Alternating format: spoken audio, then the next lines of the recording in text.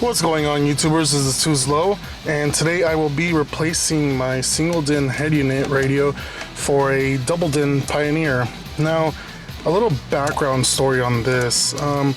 This is the same stereo my sister had when she was driving the first Corolla I had.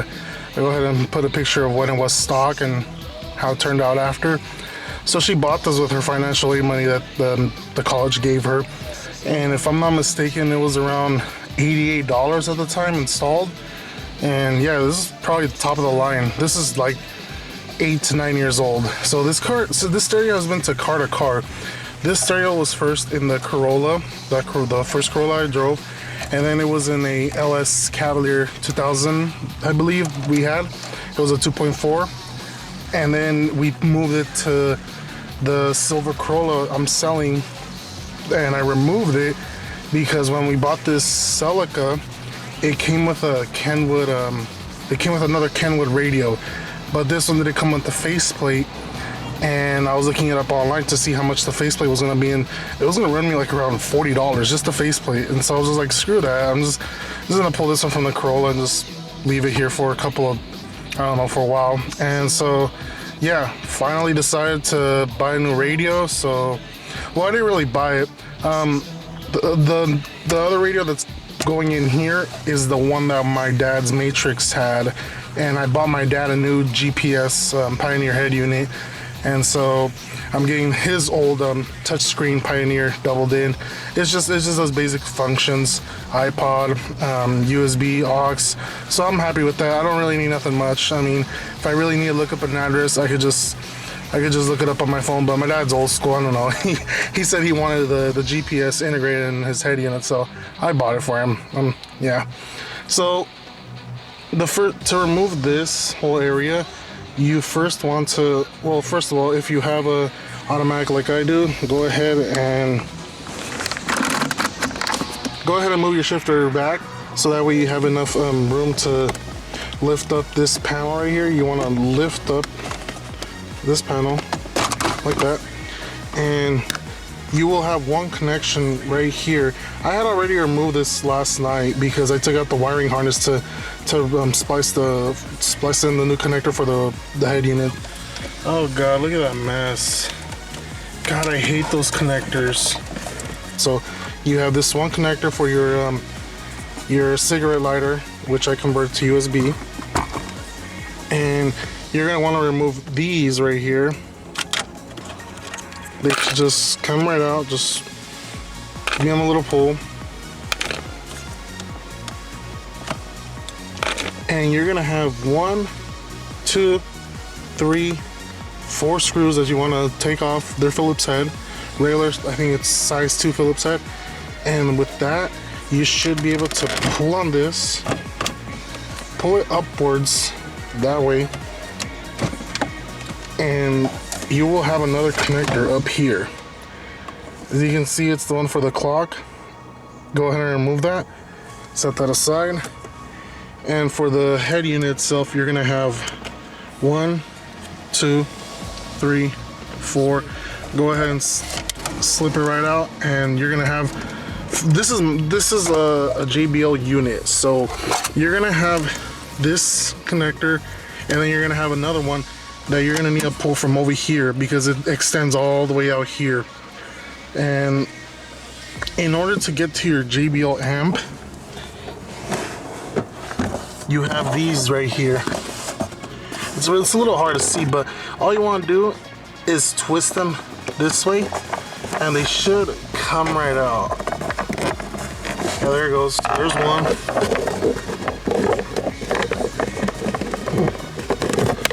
There's the other one. Make sure you don't lose them. And if you have that gray thing right here, that's your JBL lamp. This is the harness I'm talking about. This one extends all the way under here, in here, to your stereo area. So disconnect that harness, and we're gonna work on that for now. That's our JBL unit. So for the speakers, so you can listen to the radio and stuff, you want to remove this harness. Remove this harness, and this is gonna be your speaker harness. Let's go ahead and see if I can remove this.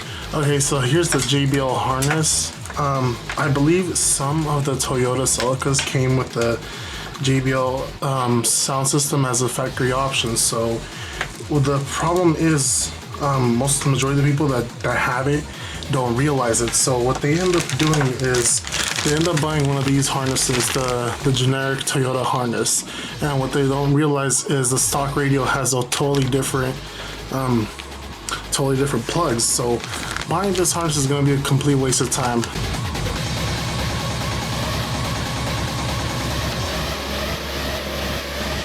So you're going to need this adapter to get your amplifier inside your car, the JBL amplifier, to turn on and to power up your radio and such. So I'm going to go ahead and put a link in the description on where to buy this, and yeah, you're going to need this. And for the speakers, here's the other one. This is the one where it connects to the JBL amplifier, and then you're gonna get this very long. Thing, and usually it comes with another adapter. But the previous owner that had this car before me ended up doing it this way. You can do it this way as well. It doesn't really matter, and it's just the simple speaker colors. You got your white on black, white, green.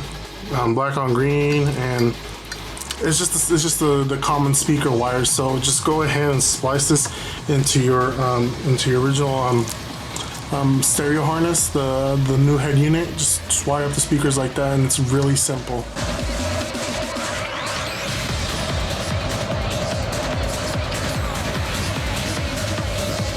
So there you have it. I cut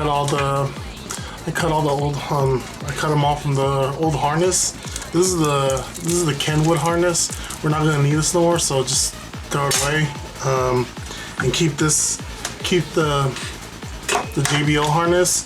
The wires you're not gonna use for the JBL harness, it looks like it's the orange on white, the blue on brown, the white on green, and it looks like it is the brown on yellow. So you won't be using those four. Cut them off, set them off to the side. All you're going to be using are the purple, white, green, and gray one. That's all you're going to be using for the speaker harness. So let's go ahead and set this aside. And this is the new harness you're going to want to buy. This is the one that's going to power up your radio. Obviously you're going to have your powers, your looks like a remote start, and this is the ground.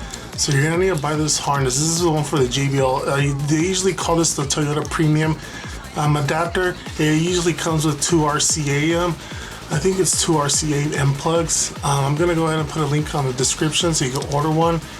And now what we're going to do is pretty much just splice these together. This is my new harness. This is the 4. We're just gonna connect them.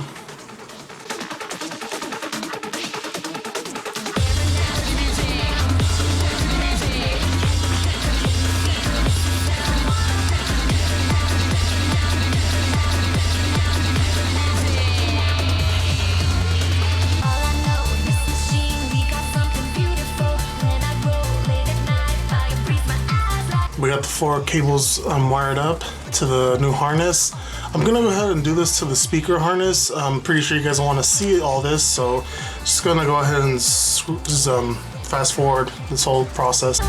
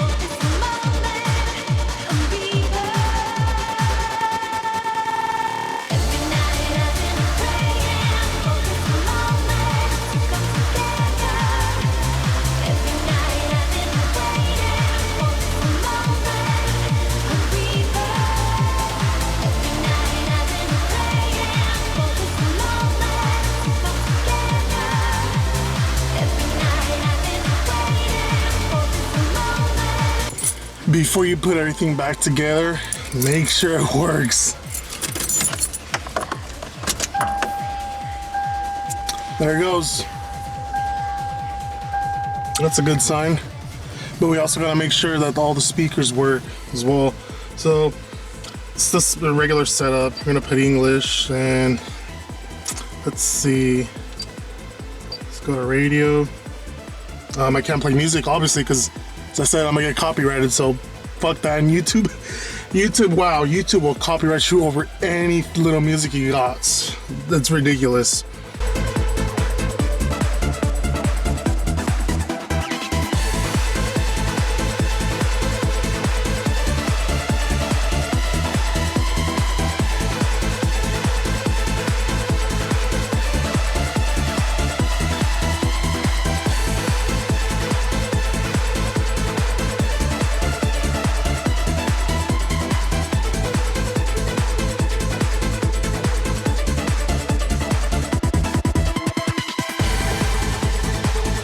So I got my USB and aux right here. I ran them under the dashboard so that way it has more of a flush, clean look. That way I don't have the aux cord no more poking out through here, which is what I really intended, which is really what I wanted. I don't like cords hanging out like wild, so glad I got this. USB is going to be able to charge the phone properly, so I'm happy with that, and I'll be able to play music through that. And I can hook up my iPod through the aux, that way I don't have to be switching back and forth. So that's really cool. I'll go ahead and put that back in there, close that up.